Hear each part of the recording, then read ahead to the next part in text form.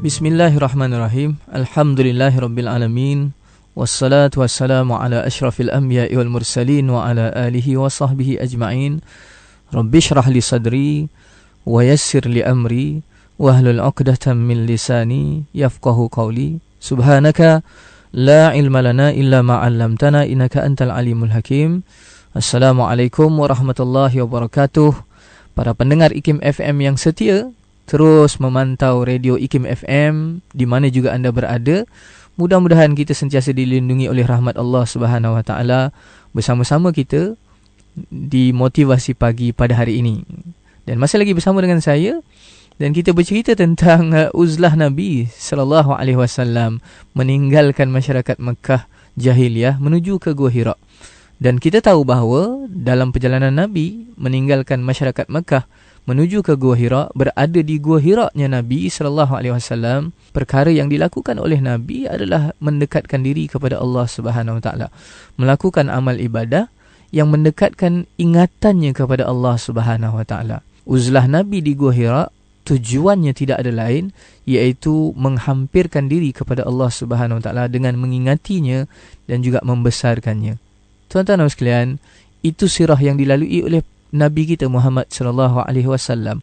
Apa agaknya ibrah yang boleh kita ambil daripada peristiwa tersebut? Kita nampak di situ bahawa Nabi berada di Gua Hira dengan keadaan berseorangan ataupun bersendirian. Dan proses itu sebenarnya ada kaitan langsung dengan diri kita dalam membangunkan diri kita mendekati Allah Subhanahu wa taala. Kita jelas dan sedia maklum bahawa dalam kehidupan kita, waktu kita beramai-ramai, maknanya ada orang ramai, ada kawan-kawan dan sebagainya, amat sukar untuk kita meletakkan diri kita untuk mengingati Allah Subhanahu Wa Taala. Waktu beramai-ramai lah tuan sekalian, biasanya kegembiraan akan muncul, orang kata keseronokan akan timbul. Jadi proses untuk mengingati Allah Subhanahu Wa Taala itu kadang-kadang terlalu sedikit daripada banyak-banyak masa bersama itu. Maknanya proses untuk ingat Allah SWT tu jadi sangat sukar, berbanding kalau kita berada dalam keadaan berseorangan. Tuan sekalian, cuba kita tanya diri kita, waktu kita sendiri, maknanya seorang-seorang, tak ada orang lain, tak ada kawan dan sebagainya, apa yang terlintas di fikiran kita ketika itu? Sudah pasti kita mengharapkan supaya kita ni adanya perlindungan, orang kata, daripada Allah Subhanahu Wa Taala. Berjalan kita dengan kawan-kawan, lupa kita kepada orang kata pergantungan kepada Allah Subhanahu Wa Taala. Tapi bayangkan tuan sekalian, berjalan pulang kita daripada tempat kerja, lepas tu seorang-seorang pula, tempatnya gelap pula, apa yang kita ingat? Kita ingat perlindungan Allah Subhanahu Wa Taala, kita ingat bantuan Allah Subhanahu Wa Taala, kita ingat untuk maknanya menghampirkan diri kita kepada Allah Subhanahu Wa Taala. Balik daripada bekerja ataupun pergi bekerja, sayup jauh di mana-manalah tuan sekalian, dan sunyi kita bergerak awal pagi tuan sekalian, dan kemudian jalan yang kita lalui pula memang sunyi, tak ada kenderaan lain tuan sekalian, dan kita kena lalui pula kawasan yang gelap. Jadi apa yang kita ingat tuan sekalian? Ketika itu sibuk kita buka IKIM, cari mana radio yang ada, pasang ayat Quran. Sebab apa? Sebab nak ingat kepada Allah Subhanahu Wa Taala. Cuba kita lalu jalan yang sama, ada kawan yang ramai, bergelak ketawa kita, bersenda gurau kita, lupa kepada Allah Subhanahu Wa Taala. Itu fitrah yang Allah SWT beri kepada kita, bahawa kita bila bersunyi-sunyi, bersendiri kita, dia adalah jalan untuk mendekatkan diri kita kepada Allah Subhanahu Wa Taala, sebagaimana yang dilalui oleh Nabi sallallahu alaihi wasallam di Gua Hira.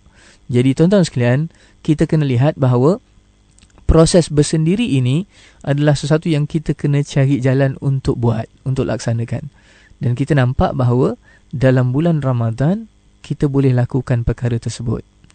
Adanya anjuran daripada baginda Nabi sallallahu alaihi wasallam sendiri untuk kita buat apa? Beriktikaf. Tapi orang ambil 10 malam yang akhir lah. Ada orang ambil malam ganjil pula, ada orang ambil 27 hari bulan pula Ramadan. Sedangkan sebenarnya iktikaf dalam bulan Ramadan kita boleh lakukan seawal-awal Ramadan sehinggalah di penghujung Ramadan. Dan iktikaf itu sendiri pun tuan sekalian kena dilakukan dalam keadaan kita ambil masa untuk bersendirilah. Saya lihat dengan mata kepala saya sendiri, kalau katakan datang dengan kawan-kawan, walaupun iktikafnya di masjid dan sekalian, akhirnya apa yang tinggal? Yang tinggal hanyalah borak kosong dan juga perbualan-perbualan yang tidak ada manfaatnya. Tapi kalau kita pergi dengan bersendiri, seorang-seorang dan sekalian, ketika itu tak ada lain di tangan kita, Al-Quran contohnya, maka sudah pasti mau tak mau kita akan baca Al-Quran, berzikir dan sebagainya. Maka gangguan tidak wujud dekat situ. Datang dengan anak-anak dan sekalian, nak kena layan kerana anak-anak pula. Datang dengan isteri, asyik tengok jam pula bila nak balik dan sekalian. Jadi itu yang kita kena tengok-tengok balik dengan iktikaf kita. Sebab iktikaf adalah jalan untuk bersendiri. Dan bila bersendiri, dia sebenarnya menambah kekuatan pergantungan kita kepada Allah Subhanahu Wa Taala. Pergantungan kita kepada Allah Subhanahu Wa Taala itulah sesuatu yang sangat perlu, dan dia hanya dapat kita rasai bila kita seorang-seorang. Tuan sekalian, menyendiri memudahkan untuk kita bermunajat kepada Allah Subhanahu Wa Taala dan memohon apa sahaja yang sifatnya personal. Kan kita ada permintaan-permintaan yang sedikit personal, tuan sekalian. Susah kalau nak minta bila ramai-ramai. Nak bagi tahu kata dosa kita, kesalahan kita dan sebagainya, bila ramai-ramai jadi payah sekalian. Kita akan sebut secara umum je lah. Malu kita kerana sifat manusia begitu. Tapi bila kita seorang-seorang bersendiri dengan Allah SWT, apa saja boleh kita hamburkan dan kita boleh sebutkan, walaupun dia sangat personal terhadap apa yang kita lakukan. Jadi itu sebablah kena cari jalan untuk minta, maknanya munajat kita dengan kita bersendiri, bersorang-sorang, maknanya bersunyi-sunyi. Jadi mudah untuk kita minta apa juga yang kita nak minta secara personal. Macam adik-beradik lah tuan sekalian, bila ada apa-apa nak minta tolong dengan ayah, bila adik-beradik lain ada tuan sekalian, susah nak sebut. Tapi bila kita face to face dengan ayah, maknanya tak ada lagi orang lain dah, maka apa saja yang ingin kita lakukan, yang kita nak sebutkan, kita nak kongsikan, dia jadi mudah. Jadi menyendiri memudahkan munajat kita dan permohonan kita secara personal. Jadi itu sebabnya, mari sama-sama kita cari jalan untuk menyendirikan diri kita. Ada orang yang hebat tuan sekalian, waktu dia bersama dengan orang ramai juga, dia boleh bersendiri. Itu dah sampai satu tahap yang tinggilah, level tinggi tuan sekalian. Maknanya kalau katakan bersembahyang tuan sekalian, secara berjemaah pun, dalam jemaah yang ramai dan sekalian, datang khusyuknya, dia seolah-olah seorang-seorang. Dan itu adalah proses lah tuan sekalian. Kita kena lalui proses-proses itu, dan akhirnya nanti kita akan mendekati apa yang kita lihat daripada sirah Nabi sallallahu alaihi wasallam, iaitu Nabi beruzlah secara berseorangan di Gua Hira untuk tujuan mengingati Allah Subhanahu Wa Taala. Dan kita sebagai umat baginda Nabi sallallahu alaihi wasallam, mari sama-sama kita cari jalan untuk sama-sama mengikuti proses bersunyi-sunyi, bersendiri, untuk iktikaf dalam bulan Ramadan ini. Dan juga dengan cara itu, dia akan dapat membawa kita untuk mengenal diri kita sendiri, kelemahan diri kita sendiri, kekurangan diri kita sendiri.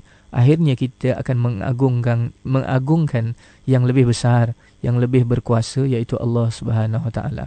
Ayo kita lihat bagaimana Allah Subhanahu Wa Taala mengingatkan kita dalam firman-Nya dalam surah Ar-Ra'd ayat 14, yang bermaksud hanya kepada Allah doa yang benar. Berhala-berhala yang mereka sembah selain daripada Allah Subhanahu Wa Taala tidak dapat mengabulkan apapun bagi mereka.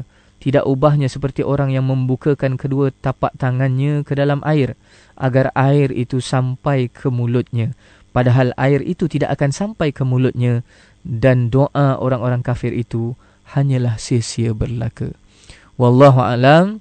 Mudah-mudahan kita teruskan lagi kemeriahan kita dalam bulan Ramadan dengan ibadah-ibadah yang banyak. Mudah-mudahan dengan cara itu kita akan dapat redha Allah Subhanahu Wa Taala. Ramadan Karim. Wabillahi taufiq wal hidayah. Wassalamualaikum warahmatullahi wabarakatuh.